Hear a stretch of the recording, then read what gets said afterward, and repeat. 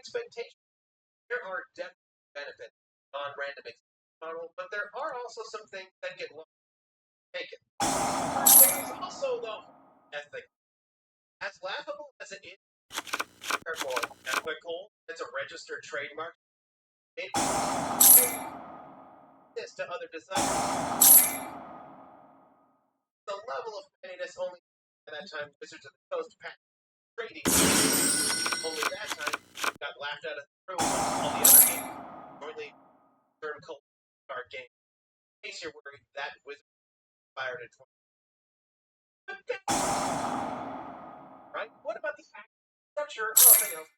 Well, since only one company is allowed to make them, let's pick one at random.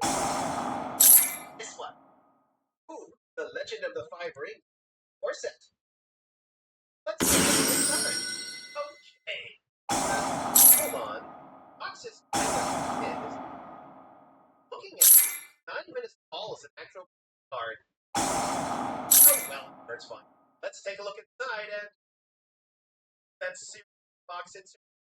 But hey, cards and I can finally play as my favorite, the Spider Clan.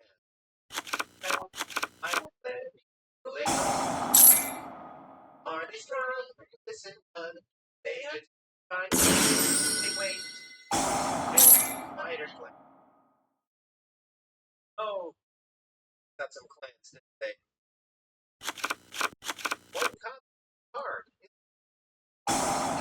3. And wow, there aren't enough cards here to make. So I guess there's enough place of half deck. Half deck. Boy, after spending $40, I have a card demo of the game. You know, that other games that you do for free.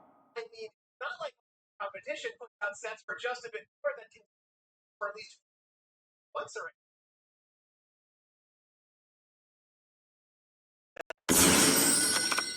surely they realize that contains just the cards of the playsets, right? Whoa! What words? By 4%. And by expected to, I mean the literally. To build and have to drop an additional dollars for 4 sets. 4 sets of tokens, 4 more honor dice, 4 playsets of universal cards, 4 copies of each stronghold, books, and yes, 4 of these boxes. You begs you to buy your structure deck, but a Yu-Gi-Oh structure deck just $10. A full set of 3 still that you have as far as one of these L5R core sets. That you don't have to buy the same card done, and yet they break that very promise in their initial. That's one thing I don't get, is that people say that the LCG system is such a money saver when you have to spend the equivalent of 12 Yu-Gi-Oh decks just to get started with L5R at a basic level before you invest in any of the expansions.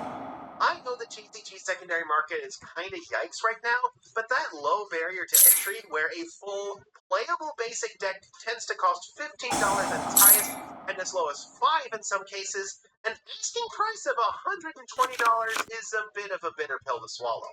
But okay, maybe L5R is just a bad, unfair of me to pick one of Fantasy Flight's games at random. How about instead we take a look at one that comes highly recommended, Arkham Horror. The cost of 7 Yu-Gi-Oh starter decks, you get a board game. I mean, this is a board game. These are literally boards. These are little pieces that run around on the boards. You can't really compare this to a TCG. And they were too cheap to include the necessary opaque token bag. Another game, one that wasn't too cheap to include a bag. I mean, how did they think this could... Oh, wait, silly me. This is a board game. What I was supposed to do was drop 4.5 Yu-Gi-Oh starter decks on this box. You know, the one with the same name, the same font, and the same aesthetic design, the same tokens, and the same characters with the same artwork, like the games are some sort of product of the Mandela effect? Or wait, maybe a multi-dimensional elder god conspiracy meant to confuse the minds of humans for their inevitable takeover of the material world. Game God is upon us. Yahoo! Reveal to me his secrets. Cthulhu, Cthulhu, Nah, I'm sure it's just because I'm a massive goober. How silly of me to confuse these two. So, now taking a look at the correct Arkham Horror playset, we get the same problem as the L5R core set. Incomplete playsets of cards and the ability to barely support two players. And you build a little board and use funny tokens to move around the board. We're still too cheap to include a token bag. Although, unlike L5R, this game at least gets a decent storage box for an extra 3 Yu-Gi-Oh decks. I mean, seriously, is it really too much to ask that the core box for a game made this way be able to stash the cards along with future expansions? Nope.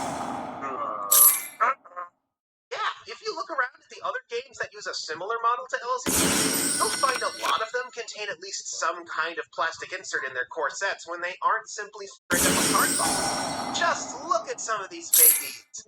Ooh. Ah. Extra slots for expansion sets. Token and dice cups that ride high so they're flush with the lid of the box to keep them from spilling out. Detachable trays that let you stash the counters close by. A high-quality box insert is worth it. People like the added touch that keeps their cards safe and tokens organized, and it means they'll carry their stuff around in your box to events rather than a third-party one, so other gamers who are at the location, maybe not for that game, get to see and get curious what it's about. Fantasy Flight in general is infamous for their terrible box insert designs, to the point that there is a literal cottage industry dedicated to making the sorts of box inserts they probably should have included from the beginning. I'm just saying, Fantasy Flight, people would be more than happy to pay an extra $10 for a high-quality box insert and full playset. And if these premium box insert kits aren't enough proof of that, I'm not sure what is.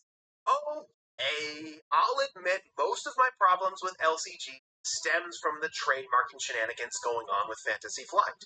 It's plain and simple. One meant to control your Google.com results when looking for similar games, and the fact that so many people are asking me to talk specifically about LCG tells me that it has been a very special one. And as I've already detailed, the concept is nothing new. At the end of the day, though, I will confess it's not much more than a shrewd business practice, and nothing to get really that upset over. However, I feel like the way that their core sets are designed might not give a very flattering impression of what these sorts of games are actually capable of. This Arkham Horror Box I have here was bought used and was clearly played with just once. Shame. It seems like a fun game with a sort of co-op campaign player versus deck thing going for it, but the hamstrung nature of its contents can give a really clumsy first impression. Your introductory set is sort of the last place you want to cut corners. It's like I say with trading card game starter decks. You want the contents of the box to feel like they justify the costs involved. And $40 for an incomplete set that didn't even spring for the required token bag, a $40 purchase that produces tons of waste, might not give an impression. So yeah, let Fantasy Flight take the L on. Replace it with true name genre. Easy or expandable card game, not to be electrocardio genre of game. Somebody buys a core set of universal cards, which then get built upon by every card for that expansion at max, rather than random products such as movie packs. Most easy to buy it with a big starter box. For instance, starter set for Ashes Reborn by Platinum Games. You might have heard of them as Summoner Wars. The cost of 5 Yu-Gi-Oh starter decks, you get 6 decks, and enough components to allow 4 people to play simultaneously.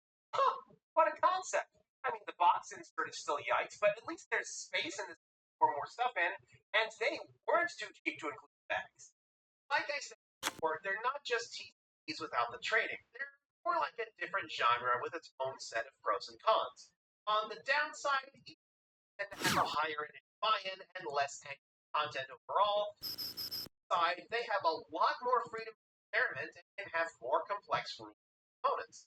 I think this is where TCGs and easy related together, why I was so baffled by Keyforge in Season 6. Keyforge, for a quick refresher, is sort of like a trading card game where instead of buying booster packs full of random cards, you are buying packs of random deck inside. focused on people randomness of their drafting experience. Very low price, but whose product lineup was buy-in, contrary to how they marketed. That sort of confusion was the course of the debate. Supposed to show how important your audience. But getting back to what I was talking about, because of the high initial investment and the scary boxes they come in, they were experimental with their components. Bringing back sin number 6, remember how I talked about how a proper teasing and line without a lot of extra parts that the cards can be the star of the show? Just to make it clear, a card game that incorporates a lot of board elements isn't itself a bad thing. It's just sort of what folks expect from a low buy-in with profile and not much to carry around, as folks expect to be able to play, maybe a binder and enthusiastic players. A lot of people who've been sending me their games for feedback have designs where the cards move around on a grid like chess pieces. You know, a board game. But do you know what game did that exact same did just fine? Summoner War. At the thought of a board game, card game, I'm sorry about that. But realizing that what you're making doesn't can be. Stop trying to cram the square peg into a round hole, hopelessly trying to pare down your effort to make it fit into that little box. Might be better served with the larger box. This is stepping into a different plane of competition. Another thing I brought up, and unintuitive, amounts of annual content. Don't produce nearly as much stuff as a regular TCG, and for good reason. Alright, so for example, let's take a look at Legend of the Five Rings again. Now, a typical Legend of the Five Rings expansion set only contains about 20 different cards, unless it's one of the larger sets that contains about one year. The rest of the year, each month, they put out one of the small 20-card sets. Add all of that together, and you get about 200 cards. That's how many cards Magic the Gathering puts in a set. This is another place where the LCG fallacy as fans who are drawn in by the sample might complain that there isn't as much content to digest. Not to say that this is a problem with it, more like a necessity of the format. Because of how easy the product is marketed, it lists to release an expansion set that doesn't contain every single card in that expansion, the maximum number of duplicates that are legal to play. Barring a larger format of release, such as a per expansion, that quantity can't be very high without running into higher production and shipping costs. Not to mention just how much product you'd be expecting players to buy. For example, what if somebody tried to sell a set the size of one found in Magic the Gathering, roughly 280 different cards, like play sets of everything? Wind up with 180 play set 4. Wow! Over 1,100 cards! My Dominion doesn't even have 1,100 cards in it. Look at it! It's so huge! Beyond the comprehension of lesser beings! What the box for the next? Doesn't have that many cards in it. Yeah, when it comes to games that put out huge amounts of content, the TV model might be a better fit. An advantage of trading card games is that your given set can be as you want. Where a player would have to buy an entire expansion just to get one or two cards for their deck. Remember my fights core sets from before? But maybe it's just untenable. I mean, sure, there might be sellers who partition these sets, but odds are good they bought the set for the same cards you were looking for, and again, that's weak territory of the secondary market, which are designed to. On that subject, are casting aside secondary market. Casual players, competists, box breakers, and collectors are basically no longer in your field, as the lack of a rarity or any sort of randomization or room for gambling, there isn't much for them. Especially not the people like filling the binders with their fanciest and rarest cards, as there's no real incentive to make cards fancier or blinkier than any. Every card is the same level of rarity. Every card is super, no card will be. Again, I'm just pointing out a compatibility issue. I have certainly had many conversations with people who find the lack of a rarity system and not having a lot of product to keep up with could be appealing. Board game players too enjoy the idea of getting that can be changed and improved with small expansions over time. And they can be very cost effective. Some even actually ship in tiny boxes and have expansions so small they go fast. It also means that you can make a game that functions largely like a TCG, but if you plan on not putting out a lot of annual product, then an ECG format might work out for the better. I know I gave Fantasy Flight short video. A cooperative constructed game that plays out in chapters like Arkham Horror isn't something you see every day, but I'd hate for somebody to get the wrong impression on what else the genre has to offer without knowing about similar games made by companies like Plaid Hat Renegade or White Wizard. To those who found everything I've been describing appealing, there are certainly many places to get this experience other than Fantasy Flight. CGs tend to do way better on crowdfunding websites for one thing.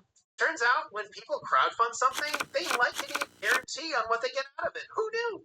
Some games even fully fund their expansion sets on places like Kickstarter, and with how most ECGs are designed to have a base product that can support players, it certainly makes for a viable business model. Something I've even seen toyed with is the idea of a subscription card game, where, like a magazine subscription, people pay a flat rate to get sent the new expansions on a regular basis. I really only know of one of these because they just did a huge campaign. Certainly open to the idea as long as the ability to get back issues becomes available. As loath as I have to say it, a game like Arkham Horror, where each of the expansions is essentially a new chapter in an ongoing story, would work perfectly as a subscription card game. Another one I really haven't seen, or at least am unaware of, is a cube ECG. I've already talked about how draft play works in this video, and a cube is basically a reusable set of draft cards custom built to create an interesting experience rather than just a random card pool. I mean, I've seen ECGs with a so-called draft mode, and of course there's deck building games which do draft on the fly, but nothing as robust as a game that is designed with cubing at the forefront. A cube starts at just 360 cards for 4 players, more than reasonable for an ECG box, and can be easily expanded upon with 180 card sets that add space for additional players. I can see the box now. Mystic Cube, used and drafted. Of course, you'd need a version of the game meant to help players learn the rules, but that shouldn't be too hard with a couple of prefab deck lists and a quick guide. So, that's the story of ECG. And there is a larger world of them out there than you might have known. There have been remakes, remakes, and all sorts of indie titles that you may have missed out on. ECGs are more than just TCGs about the randomness. They are their own world. Hopefully I've answered your questions as to whether or not the model is the perfect fit for your game. It is a different environment for sure, but it might be exactly where your game belongs. Keep all these things in mind, build a better card game. Join us next time on Erratic. Cheers! Nice and just from the shrine. Right and just right from behind. Find your planet, skin, find your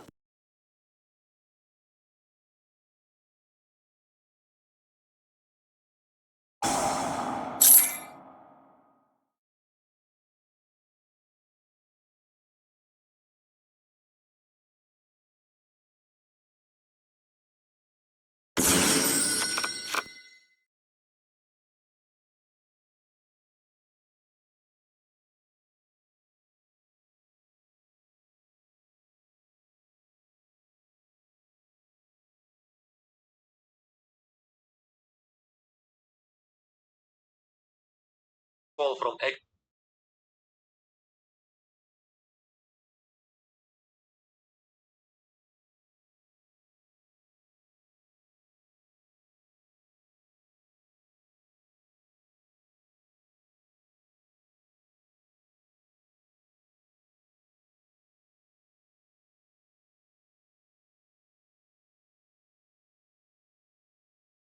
I think this. By the way, another BA video part. What you say? Yeah. Another BA. There's an old saying that goes that you can't teach an old dog tricks. Bernie Abyss is that dog, and I am the old. Or what? I was forced and bullied by my Twitch chat using play Burning Abyss again. This to me. Marfa, this 7th video this year you've made about quitting Burning Abyss. If I somehow miraculously win the game, I need to keep playing more of it. I accidentally qualified for the World Championship. No, I didn't. Samurai Express. Enjoy.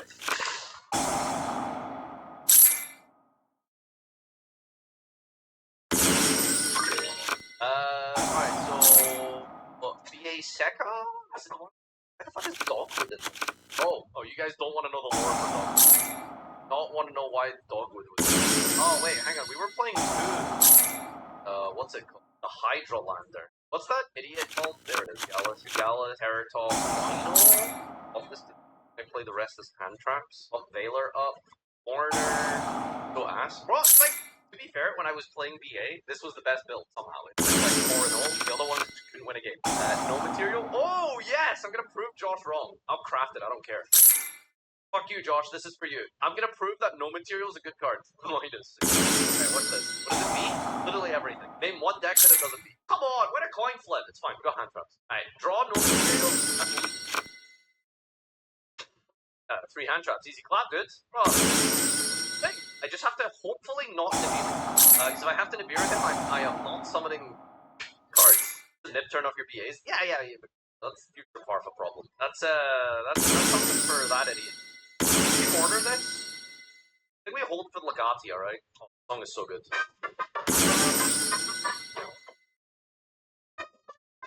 Okay, this one we mourner. No material would cook here. I'm telling you, dude. I'm telling you. Nice neg too, loser. Ooh! Aim.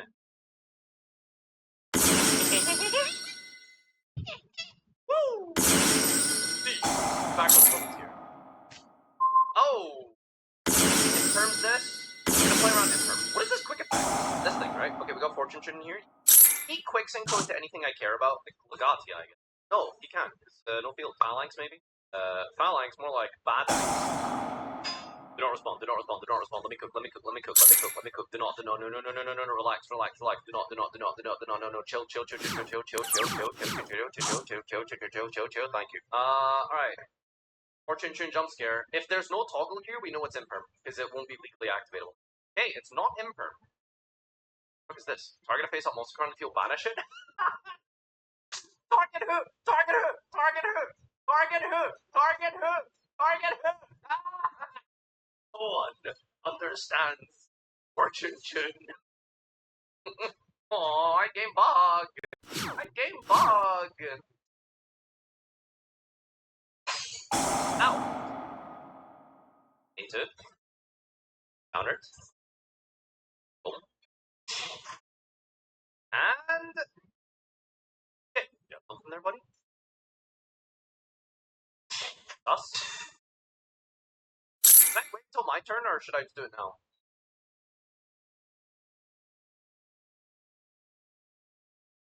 I'll trust you.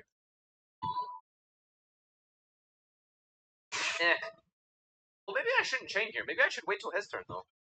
I just let that resolve and then wait till his turn, perhaps? Alright, go ahead. Furion have, what, Primera he needs to draw exactly? Or Field Spell? Oh, Field needs this. Let's go! BA actually winning games? How? Burning Abyss Zeus is my favorite card. I love him. Daniel! Great! Darn, shit, that's annoying. Not getting much value out of this one. Submarine Royd goes to defense mod. Do I make another Zeus instead of Beatrice? I don't know, man. These BA cards kind of suck. I don't know. It's pretty. This cards aren't very good, you know. My deck is like a one-trick deck. Garbage. Alright, go discard for cost. I dare you. Ooh, hold on. Hold on. That's a little bit sus. An issue, actually. I think I have to hold here, right? Wait, what? Hold on. Wait, no, this actually cooks me.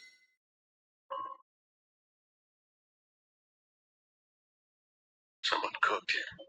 If I zoom this, he triggers this, he gets Cricket. Cricket summon and then play from Cricket. Like, he'll fuck up. I don't know, we got Nibiru.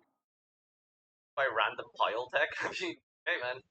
Summons Mullen doesn't prio summon, you win. Wait, what? I'm gonna toggle on. Why does he have to prio Cricket? Only pops on Synchro, right? Okay. One bad cook. Why is Sacred Tree there? I don't know, man. We're just teching cards. Chain Link one Zeus and they chain Cricket, the summons die. Just on summon, use Zeus. Oh, he fucked up. BA best deck! Oh. Clueless. Clueless. Clueless. Can't believe he had the answer to my man.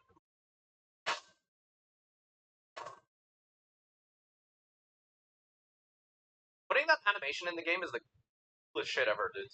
So crazy. I don't think he was winning through Nabi anyways. Let's go! I am being held hostage! Held hostage! Every day with BA! I don't want to do this! I'm impressed. Well, you should be, you know? Look at this turn here. I'm gonna make unironically the second deck was one bad week again. Are you just saying that? Are you just that? And absolute rocks, dude. Go, Maximi, I dare you. Yeah, sir.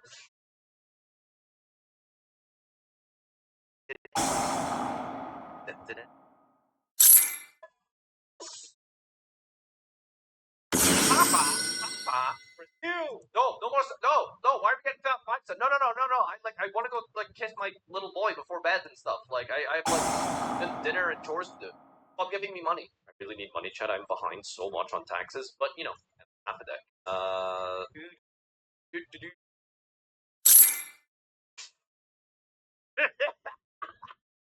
Oh, today you gonna learn. Gonna learn today, brother.